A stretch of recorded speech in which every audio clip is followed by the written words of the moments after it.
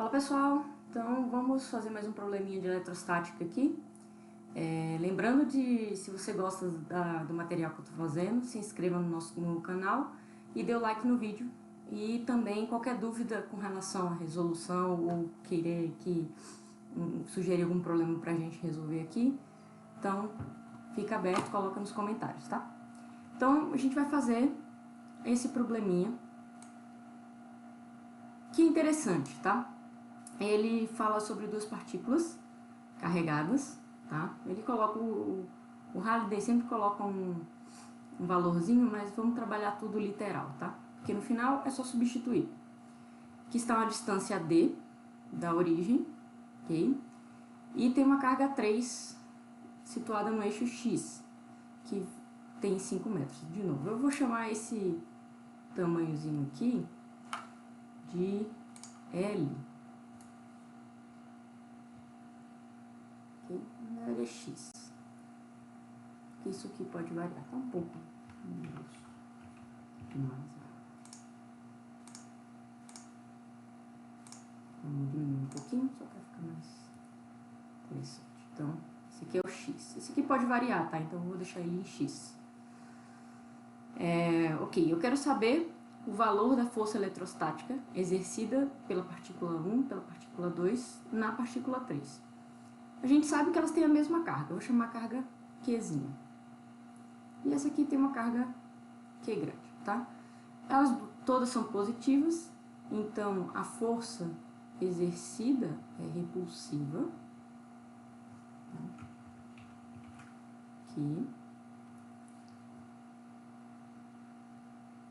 Força. E vai ser de igual valor, ok? Até aqui tudo certinho. Então, ele quer saber qual é o módulo da força eletrostática mínima e máxima. Primeira coisa que eu falo é que quando tem problema de mínimo e máximo, já espere uma situação do tipo derivada de uma função em relação ao que você pode variar, né? Porque dependendo do valor de x, a força é máxima ou mínima.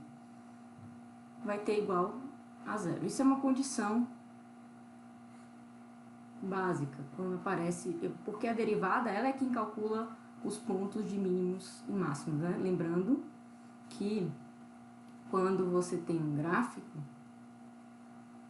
a derivada é o coeficiente angular. Esse aqui não ficou bom. É o coeficiente angular das retas tangentes. Então, aqui ela tem um coeficiente positivo, então a gente diz que ela é crescente. Aqui ela tem um coeficiente negativo. E o importante é que nesses pontos aqui, ó, que são máximos ou mínimos, a reta é paralela ao eixo X. E a gente sabe, então, que uma reta paralela ao eixo X é igual a uma constante. Ou seja, aquele coeficiente AX aqui é zero.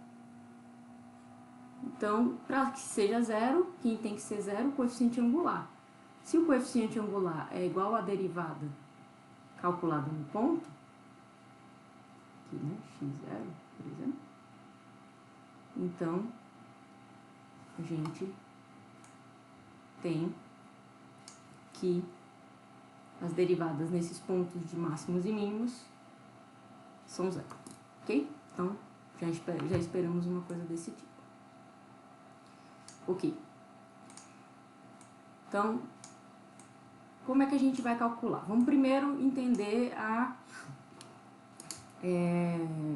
como é que a gente vai decompor essas forças. A gente já olha um pouquinho aqui, ó, focando na carga 3, que as forças elas formam um ângulo, né, que vai depender, certo? Então, se a gente colocar aqui, esse ângulo, ele vai ser tese aqui, né? Então, que não está bem desenhado. Então, esse é o ângulo aqui, tá? Então, o ângulo aqui também. Então, se a gente olhar melhor aqui no desenho, a gente traça eixo X e eixo Y. A gente vai ter um ângulo aqui, θ, que aqui é uma força e aqui é outra força, tá? Se a gente decompor, a contribuição da componente Y vão se anular. Então, a gente só vai ter a contribuição da componente X. Até aqui, cancela isso com isso. Então, a componente, a força resultante, ela vai ser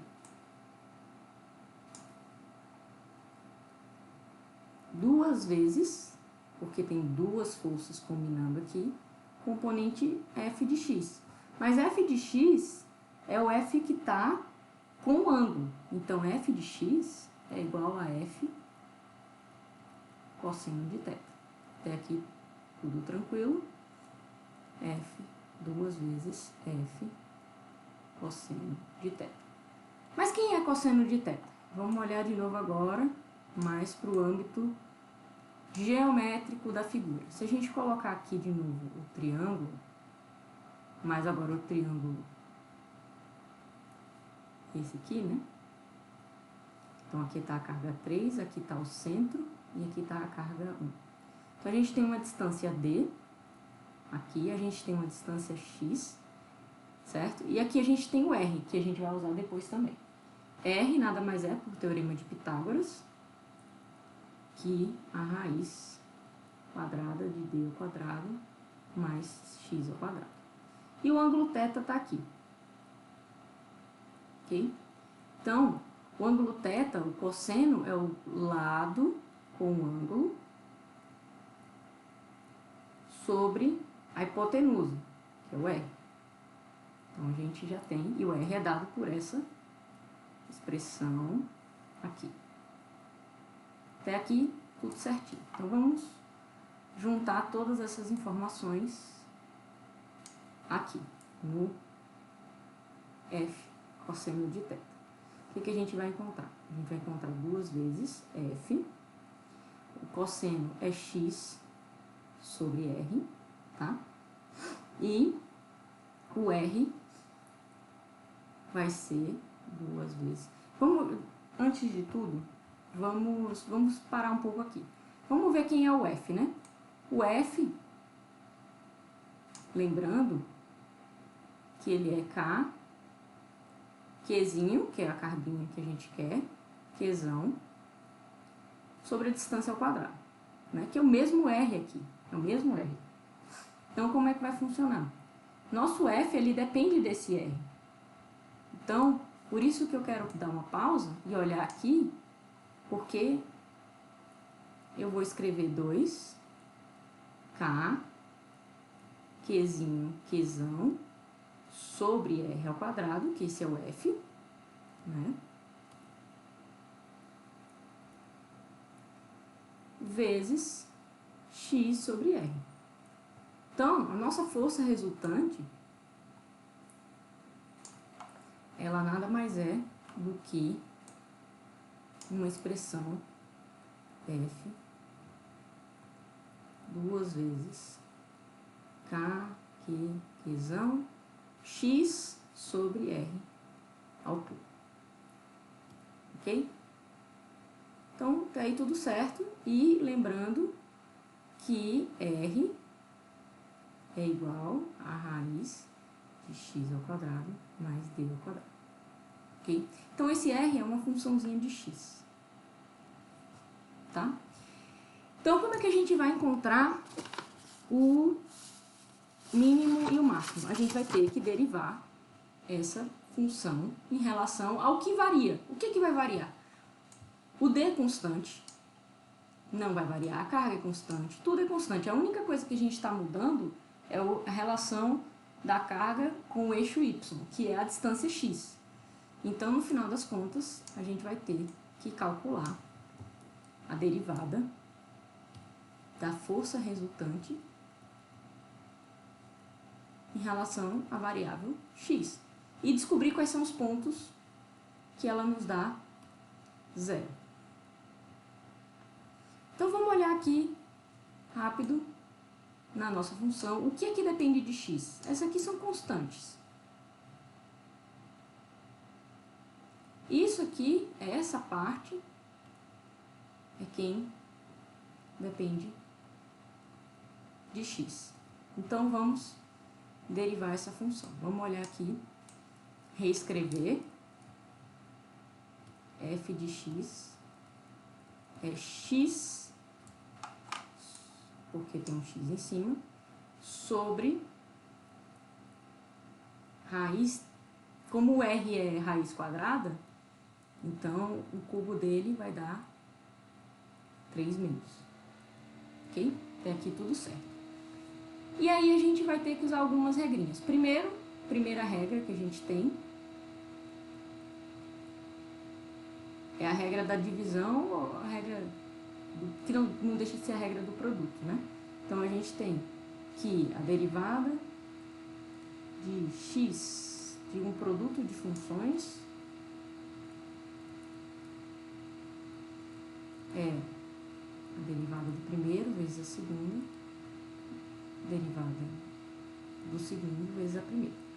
Primeira regrinha que a gente tem que ter em mente. Então, vamos chamar isso aqui de G e isso aqui de F, tá? Alguém pode perguntar, mas tá dividindo, vai fazer diferença? Não, não vai fazer diferença, tá? Não, pode ficar tranquilo. Então, a gente tem primeiro a derivada do primeiro vezes o segundo mais o primeiro vezes a derivada do segundo. Essa primeira derivada, ela é trivial, porque derivada de x com relação a x dá 1. Essa derivada é que é um pouquinho mais chata, porque primeiro a gente tem uma fração e segundo que a gente tem um x mais d, né? Embaixo, x ao quadrado mais d ao quadrado. E aí vem uma segunda regrinha. Qual é a segunda regrinha? É a regra da cadeia. Por exemplo, se a gente tem, que no caso aqui, nada mais é, a gente primeiro tem uma função e de y chamada 1 sobre y ao cubo. E a gente tem uma função g de x, que a gente vai chamar de y depois, que é igual a x ao quadrado mais d ao quadrado, tá? Então, isso aqui é uma função composta. Se a gente fizer f de g de x, vai dar justamente, eu vou substituir onde tem, esse aqui vai ser meu y, vou substituir aqui, e esse x ao quadrado mais d ao quadrado vai entrar nesse y. Então, a gente vai encontrar justamente x ao quadrado, d ao quadrado, elevado a 3/2. Então, lembrando do que é função composta, tá? Então, a derivada, né, segunda regra, que é a regra da cadeia, a famosa regra da cadeia,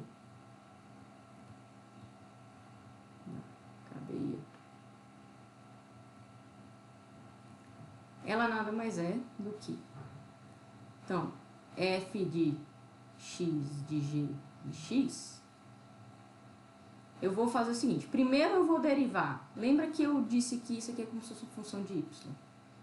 Então, eu vou encarar ela dessa forma, dy, e depois eu vou derivar a função de dentro com relação a x. Então, vamos tentar calcular essa derivada aqui, primeiro. A gente vê que se a gente fizer a derivada aqui de df dy,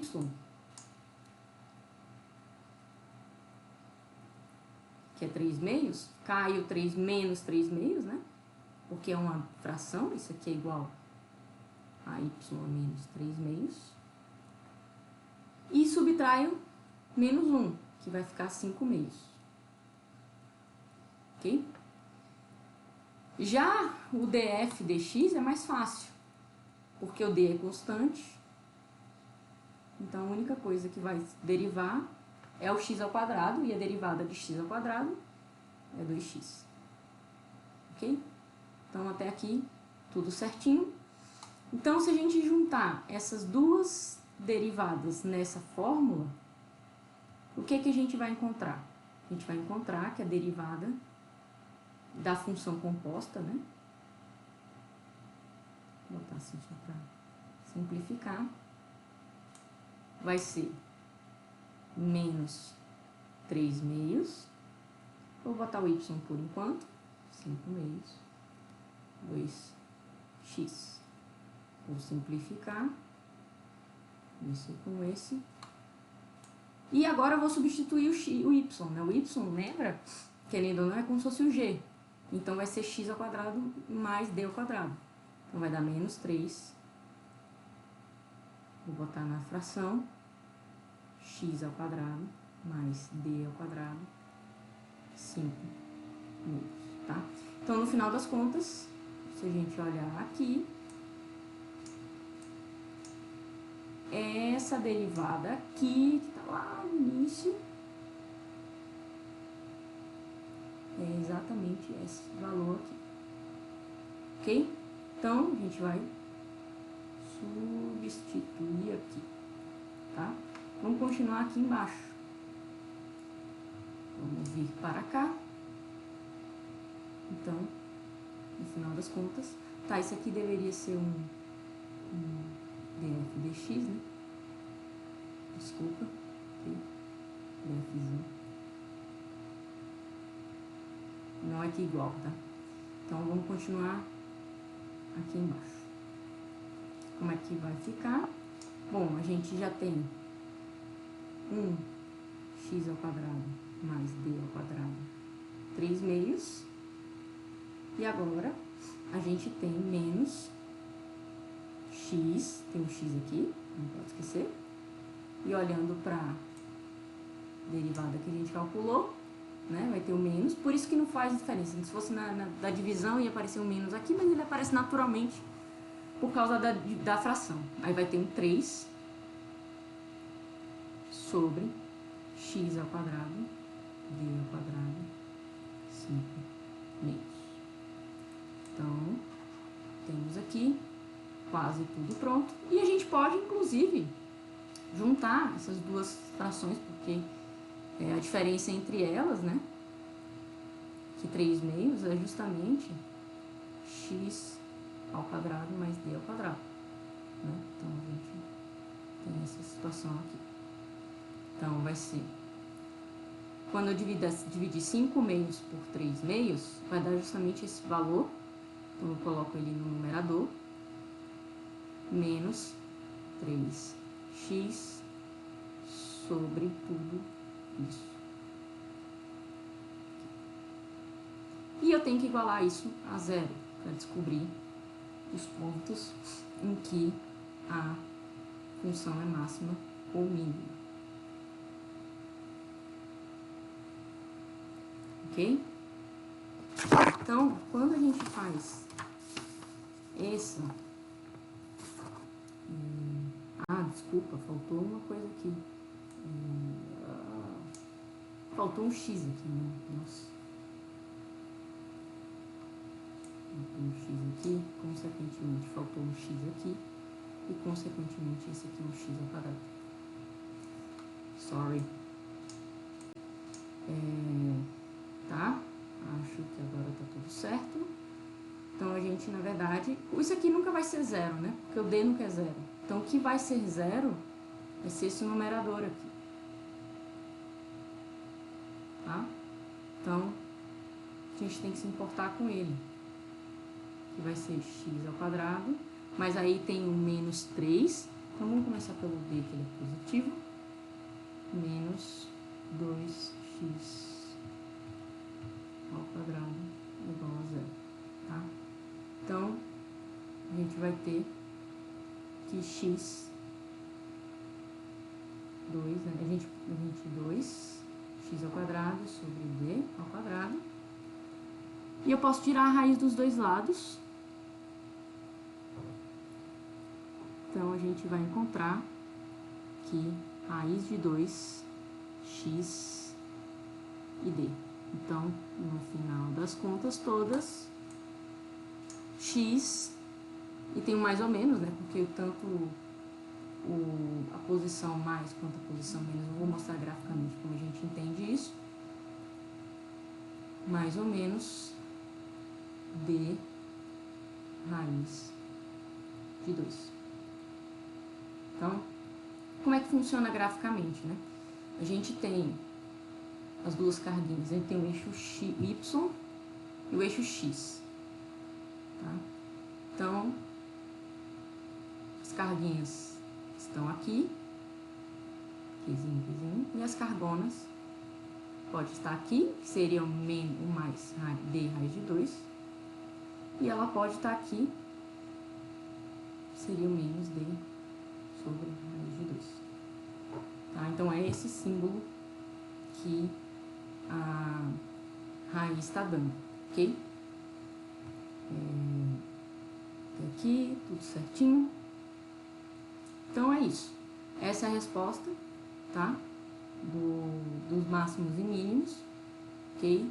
Então, terminamos a questão. Então, eu gosto muito dessa questão porque ela lida com questão de derivada, tá? Questão por que usar derivada, tá? Então, eu acho que foi uma questão importante pra gente trabalhar aqui nesse canal. Então, até a próxima.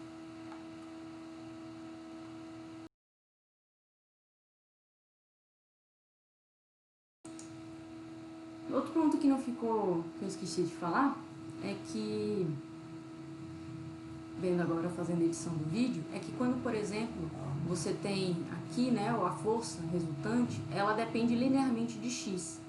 Então, quando x é igual a 0, você tem a força igual a 0. Então, x igual a 0, vamos olhar para a figura de novo.